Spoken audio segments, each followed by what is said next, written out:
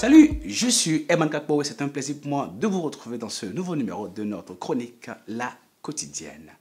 Aujourd'hui, nous allons aborder un thème qui est celui de la capacitation du coaching des collaborateurs. Il faut capaciter les collaborateurs au lieu de se plaindre de leurs incapacités. Combien de fois on n'a pas entendu les managers dire Herman, je ne comprends pas que les gens ne puissent pas faire. Herman, je ne comprends pas que les gens ne puissent pas faire. Herman, je ne comprends pas que les gens ne puissent pas faire. Waouh!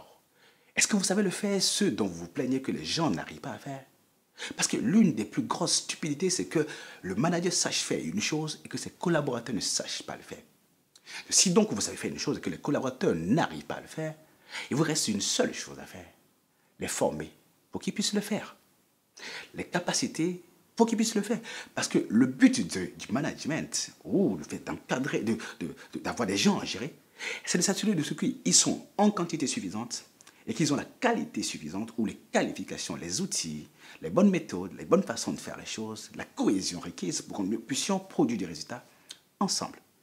Et quand ce n'est pas le cas, le manager doit s'obliger à opérer les corrections et les réparations nécessaires.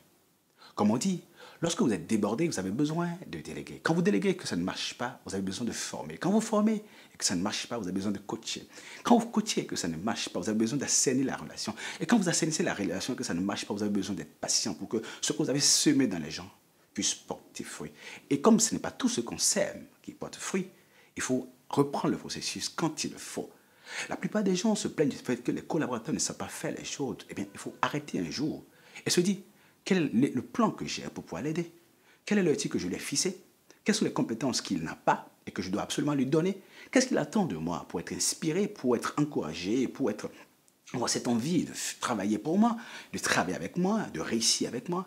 Et quels sont les jours où je dois le former? Quels sont les jours où je dois le coacher? Comment je compte le rendre capable de réussir ce que je réussis si brillamment? Parce que l'une des choses qu'un manager doit offrir à ses collaborateurs, c'est de les faire briller, comme si c'était lui-même. En partageant les outils avec eux, en partageant les méthodes avec eux, en étant présent pour eux, en les accompagnant, en étant le meilleur soutien, le meilleur inspirateur, la personne qui est là pour eux, qui les accompagne dans leur réussite, aussi bien au niveau professionnel que personnel. Et quand vous commencez par faire ça, eh bien, vous voyez très bien que les gens avaient juste besoin d'une petite attention, d'un petit accompagnement, d'un peu de patience, d'affection. Les gens avaient besoin juste que vous les preniez par les mains pour leur montrer les choses.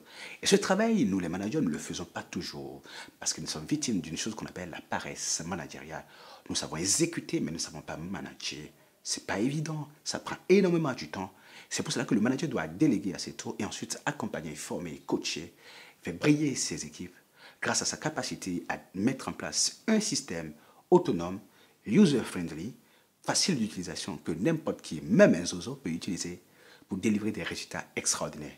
C'est alors qu'il pourra rentrer dans l'histoire avec un bel héritage, la fierté d'avoir développé des leaders, la fierté d'avoir bâti un système, d'avoir bâti une organisation, la fierté d'avoir laissé des résultats impressionnants.